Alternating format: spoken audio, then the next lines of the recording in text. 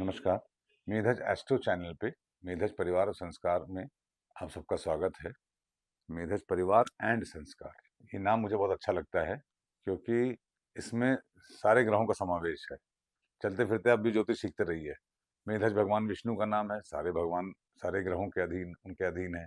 परिवार एक शब्द है जो कि हिंदी का है, and Hindi is all the सारे ग्रह। संस्कृत जो है संस्कार, संस्कृत गुरु हैं। And is English, English is Shani and Rahu. Language English is represented by Saturn and Rahu. अगर किसी की कुंडली में सैटर्न और राहु की पोजीशन अच्छी होती है, then their communication is good in English. दिन 10 दिसंबर 2025 बुधवार।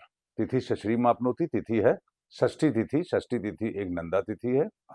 शुक्र के अनुसार फल देती है। शुक्र इसके कॉज होते हैं and effect is like Jupiter. Cause is Venus and effect is Jupiter. दोनों की गोचरीय स्थिति क्या है? गोचरीय स्थिति शुक्र वृश्चिक में है और गुरु मिथुन में है। दोनों परस्पर एक दूसरे से 6-8 पे है। इसका मतलब 6-8 मतलब opposition, they are opposing each other. Actually भगवान कार्तिकेय हैं इनके स्वामी।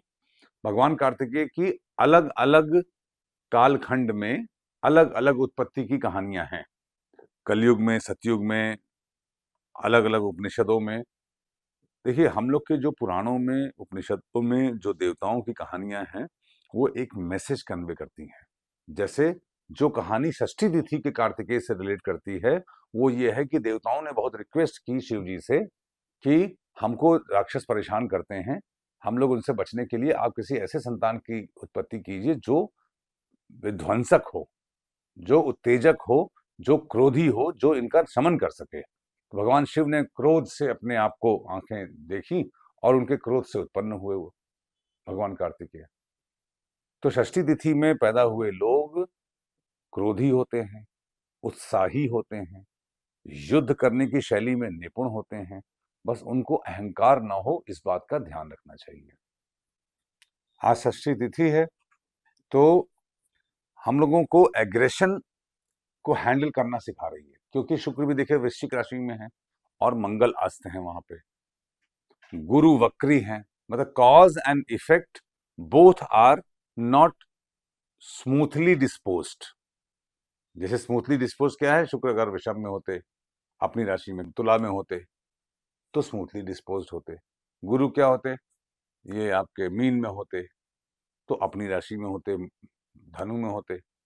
तो दोनों ही cause and effect both are not well disposed to each other and they are in 6-8 connection in zodiac. इसलिए ये कहा जा सकता है कि आज की स्थिति दिन में यदि आपको तिथि श्री मापनोती तिथि श्री प्रदान करती है, श्री पद पाना है, विजय पाना है, तो आपको विरोधाभासक स्थितियों के लिए में अपने क्रोध पे नियंत्रण रखना है। ये हुई मोटा मोटी एक लाइन की बात। चूंकि शुक्र और गुरु दोनों ही ऐसे प्लैनेट हैं जो कि शुभ है, एक देवताओं के गुरु और एक राक्षसों के गुरु, तो इंटेलेक्चुअल डिस्कशंस के लिए ओपन रहिएगा। ड्यूरिंग इंटेलेक्चुअल डिस्कशन या ड्यूरिंग संवाद अपने टेम्पर को लूज नहीं करना है। ये श्री प्राप्त करने के लिए आज के दिन का कोडेड मैसेज है, ठीक है, कॉस्मोस से। वारात आयुष्यवर्धनम वार है बुधवार। बुध वर्तमान में बुध अनुराधा नक्षत्र में वृश्चिक राशि में है। राशि, अब यह देखिए बड़ी इंटरेस्टिंग चीज है, समझने की बात है। बुध वृश्चिक में he is not happy, but in Anuradha he is very happy. What does it mean? यही हम लोग को पंचांग के हिडन मैसेज को समझने की चेष्टा करनी है, और यही मेधज एस्ट्रो में, हमारा मेधज परिवार एंड संस्कार में ये हमारा संकल्प है कि हम, हमारा हर एक एफर्ट, हमारा हर एक प्रयास इस ओर रहेगा कि हम ऋषि मुनियों की ने जो हमको वरदान दिए हैं पंचांग के रूप में, ज्योतिष ज्ञान के रूप में, जीवन शैली के रूप में, सूर्य चंद्र के अनुसार अपना जीवन यापन करने के रूप में, उस ज्ञान को हम पुनर्जीवित करके उसका प्रचार करें, उसका श्रवण करें, उसका मनन करें और कीर्तन करें। देखिए, अब ये मैं बहुत दिनों से सोच भी रहा था कि कोई ऐसी स्थिति आए तो मैं आपको मतलब समझाऊं इसका अंतर राशि उसका। अब देखिए, बुध वारात आयुष्यवर्धनम, वार मतलब क्या है? वार आयुष्य, आयुष्य आयु, longevity, which is directly proportional to our desires. इसका मतलब वार हमारे डिजायर्स को कंट्रोल करते हैं। ठीक है। तो बुध मतलब डुअलिटी, कम्युनिकेशन, बचपना, युवराज, करेंसी, आईटी इत्यादि, हमारे डिजायर्स इन चीजों से रिलेटेड हैं। अब डिजायर्स की कहानी क्या है वृश्चिक राशि में। देखिए, भाव इज आवर टेंडेंसी। भाव मतलब भाव मतलब टेंडेंसी, इसकी इंग्लिश है भाव। भाव से हम समझेंगे हमारे अप्रोच क्या है, हमारा इंटेंट क्या है, ठीक है। तो वो तो जिस भी भाव में है आपके, आप सारे भाव के मतलब जानते हैं। राशि इज रिसोर्स, तो इसका रिसोर्स इज वृश्चिक। एंड वृश्चिक के बारे में मैंने क्या कहा था कि वृश्चिक इज सेल्फ डिसअपियरिंग मैसेज। वृश्चिक वाले लोग जो भी अच्छा काम करते हैं बाद में अपनी ही गलतियों से उसको मिटा देते हैं। तो आप ऐसा कुछ मत कहिए। आज के दिन वारात आयुष्यवर्धनम, बुद्ध की कृपा प्राप्त करने के लिए what you will get is तिथि, how you will get is वार, and why you will get is नक्षत्र। ठीक है। तो what you will get is तिथि, षष्ठी तिथि मैंने आपको एड्रेस कर दिया। तो वारात आयुष्यवर्धनम, how you will get is Mercury. Communication, controlled communication, वृश्चिक इज हिडन, ज्वालामुखी, हिडन फीलिंग, सीक्रेटिव मैटर्स पे कैलकुलेटेड कम्युनिकेशन। अब आप देखिए यहाँ पे वृश्चिक में बुध is not happy at all, but नक्षत्र अनुराधा है, नक्षत्रात हरते पापम। बुध अनुराधा नक्षत्र में है, एंड अनुराधा हरे सब बाधा। अनुराधा फ्रेंडशिप का नक्षत्र है, मरकरी प्रिंस है, एंड बुध is very happy in Anuradha. तो नक्षत्रात हरते पापम मीन्स हमारे कर्म। तो बुध फ्रेंडशिप के जरिए आप हिडन प्रॉब्लम्स को, बड़ी बड़ी प्रॉब्लम्स को सॉल्व करने की तरफ बढ़ेंगे, तब आपको सक्सेस मिलेगी और श्री प्रदान होगी। षष्ठी मतलब विजय प्रदान करेगी। इस प्रकार से दिन को हमको समझना चाहिए पंचांग के अनुसार। नक्षत्रात हरते पापम नक्षत्र है, चंद्रमा नक्षत्र मघा नक्षत्र में है। चंद्रमा मघा नक्षत्र से क्या हुआ, मघा नक्षत्र जब एक्टिवेट होगा तो शरते भद्र के अनुसार श्रवण, भरणी और अश्लेषा भी एक्टिवेट होगा। अब आप देखिए, मघा पितरों का नक्षत्र है, मघा है चूहा। चूहा इज सेक्सीएस्ट एनिमल, अपनी कामुकता को कंट्रोल करना है, नंबर 1। नंबर 2, इसके साथ साथ श्रवण, धनिष्ठा और अश्लेषा भी एक्टिवेट होता है। Ashlesha is transformation. अश्लेषा भी पित्र ही है एक तरीके से। हमारे पित्र क्या चाहते हैं कि हम संतान पैदा करें। इसका मतलब sexuality should be used only to produce child, not elsewhere. व्यभिचार में कन्वर्ट नहीं होनी चाहिए, या जो नीति संगत है वही होना चाहिए उसमें। भरणी इज यमराज, मां की कोख, योनि, है ना। और श्रवण इज विष्णु जी के पैर। अब ये आप समझिए कि मघा के साथ अगर ये श्रवण, भरणी और अश्लेषा तीनों एक्टिवेट हुए हैं, ये पुकार पुकार के कह रहे हैं कि आज डिवाइन ब्लेसिंग या divine events from cosmos are definitely due to happen. देखिए, मघा हमारे पित्र हैं और भरणी पितरों के बॉस हैं, यमराज ले जाते हैं सबको। तो मघा इज असिस्टेंट, सबसर्विएंट, चेलागिरी, ये कह लीजिए टू भरणी। तो इससे ये भी हमको एक प्रेडिक्शन निकल के आता है कि अगर आपकी कुंडली में कोई ग्रह मघा नक्षत्र में है, तो वो ग्रह आपकी कुंडली में भरणी में जो प्लेनेट हो, या किसी की कुंडली में भी आपके जान पहचान में भरणी में हो, वो प्लेनेट उससे गवर्न होगा। कैसे, इसको कंपैटिबिलिटी पे मैं किसी दिन आपको बहुत डिटेल में समझाऊंगा। सर्वतोभद्र और लत्ता के अनुसार कंपैटिबिलिटी और रिश्ते जीना जो हम कहते हैं ना, आपकी रिश्ते चलेंगे कि नहीं चलेंगे, इससे ज्यादा इंटरेस्ट हमको मेधज परिवार एंड संस्कार में ये है कि आपके रिश्ते कैसे चले। क्योंकि देखिए, भविष्य विष्णु जी जानते हैं, हम सिर्फ अंदाजा लगा के जीवन जीना की कोशिश करते हैं, बनाए हुए ऋषियों के बनाए हुए नियमों के अनुसार से। हम लोग ज्योतिष जान सकते हैं, भविष्य को बदल नहीं सकते। ये फ्री विल और डेस्टिनी के बीच का अंतर है, जो कि मैं आगे भी एक्सप्लेन करूंगा। हम लोग को फ्री विल कब कब मिलती है, डेस्टिनी तो है ही, बदल नहीं जा सकती है। You can't change your father, you can't change your mother. अपने हाथ को काट के आप यहां नहीं लगा सकते, कान को आप यहां नहीं लगा सकते, जो स्थिति है वो है। मगर फ्री विल क्या है, जो आपको कभी कभी मिलती है। जैसे फ्री विल आपको अमावस्या पे मिलती है, पूर्णिमा पे मिलती है, संक्रांति पे मिलती है, सूर्य संक्रांति पे मिलती है, जब ग्रह वक्री होते हैं तो मिलती है, जब ग्रह मार्गी होते हैं तब मिलती है, वक्री से मार्गी, जब ग्रह अस्त होते हैं तो मिलती है। ठीक है, अस्त में जब सूर्य के पहले होते हैं तो अलग प्रकार की मिलती है फ्री विल, अस्त में जब सूर्य ग्रह के बाद मिलते हैं तो अलग प्रकार की फ्री विल मिलती है। इस प्रकार से हम लोगों को इसको समझना चाहिए। तो मघा नक्षत्र के बारे में मैंने बताया आपको, 5 स्टार हैं, बड़ा प्लैनेट है, मेगा है, लार्ज है, सक्सेस का दिन है। मघा वालों के कंधे चौड़े होते हैं, हमेशा याद रखिएगा। कभी भी मघा प्रोमिनेंट देखना हो आपको तो किसी भी तरीके से, तो आप देखिएगा मघा में वालों के कंधे चौड़े होते हैं, राजसी टाइप के होते हैं, चाल इनकी लंबी चौड़ी होती है, मतलब ये थोड़ा सा हैवी उसमें चलते हैं। ठीक है, जानवर जबकि चूहा है, छोटे होल इसका निशान होता है, होल से अंदर घुसी और बड़ा महल मिले। बड़े बड़े राज दरबार में क्या होता था, बड़ा गेट होता था, जब आप जाते थे तो छोटा सा गार्ड आपको गेट खोलेगा, उसमें से आप घुसेंगे, अंदर जाएंगे तो बहुत बड़ा महल होगा। दैट इज मखा। देख के आप अंदाजा नहीं लगा सकते कि आदमी की गहराई क्या है। पितरों की कृपा प्राप्त करने के लिए अच्छा दिन है। बुधवार को मघा अमरत्व प्रदान करता है, इमोर्टलिटी प्रदान करता है बुधवार को मघा। ठीक है ना। नक्षत्राधरते पापम योगात रोग निवारणम। योग है वैधृति योग, जो कि आखिरी योग है 27 योगों की श्रृंखला में। ये रेवती नक्षत्र में पड़ता है। हर एक नक्षत्र, हर एक योग, हर एक तिथि से रिलेटेड कुछ कुछ चीजें आपके दिमाग में होनी चाहिए। जैसे वैधृति योग एक टफ योग है, बहुत अच्छा योग नहीं है, गुरु इसके स्वामी है, सूर्य का भी इस पे आधिपत्य है।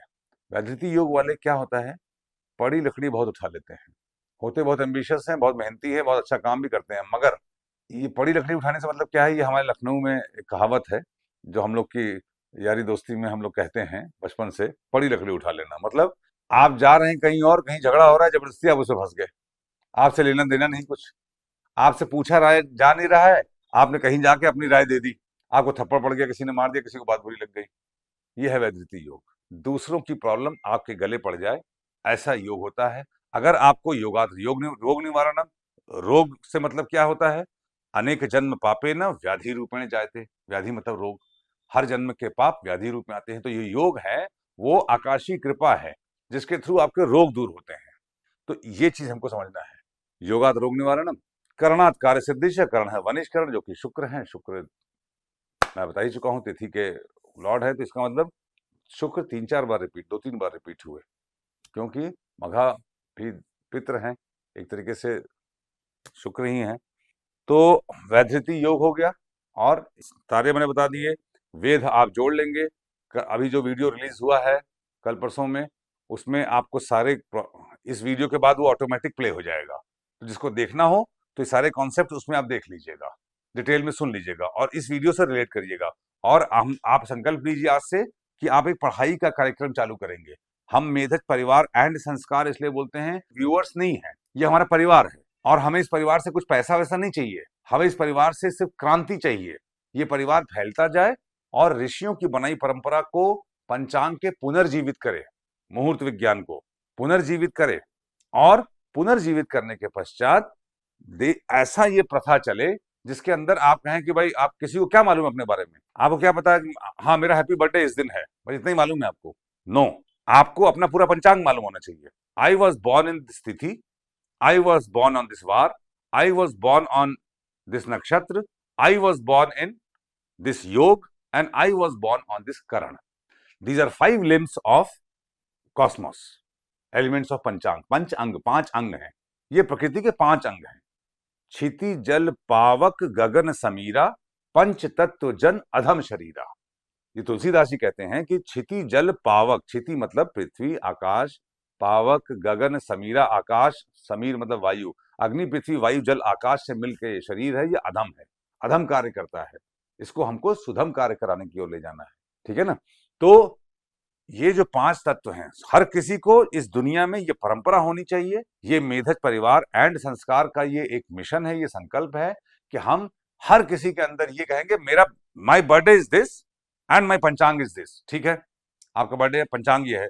आपका बर्थडे को ही क्यों आपका बर्थडे होता है भाई, आपकी जो तिथि है, हर महीने वो तिथि आती है, वो भी आपकी बर्थ तिथि है। जब नक्षत्र आता है तो आपका बर्थ नक्षत्र है, जब करण आता है तो आपका बर्थ नक्षत्र है, वार होता है तो आपका, आप थर्सडे को बॉर्न है, every var is your birth var. Why? Birthday के दिन लोग गिफ्ट देते हैं, सेलिब्रेट करते हैं, पूजा पाठ कराते हैं, विश करते हैं, क्यों? क्योंकि उस दिन सेम रिटर्न होता है ऑफ द डे। तो अगर रिटर्न ऑफ करण है तो उस दिन भी ब्लेसिंग करिए, अपने आप को ईश्वर से प्रार्थना करिए, आज मेरा भगवान सेम करण है जिसमें मैं पैदा हुआ हूं, मुझे आशीर्वाद दीजिए, take the blessing from God. और सेम करण आपका सुधर जाएगा, आगे से करण सुधरने शुरू हो जाएंगे, योग सुधरने शुरू हो जाएंगे। और जब आपको ईश्वर की जरूरत पड़ेगी विपरीत परिस्थितियों में, तो आपको ये एफडीज के रूप में मदद करेंगे। देखिए, पुण्य हमारे एफडी हैं, जैसे पैसा बैंक में होता है, जरूरत पे काम आता है, आप पुण्य जनरेट करिए, जरूरत पे वो पुण्य आपका काम आएगा। यही जन्म का प्रारब्ध और कर्मों का खेल है। ठीक है ना।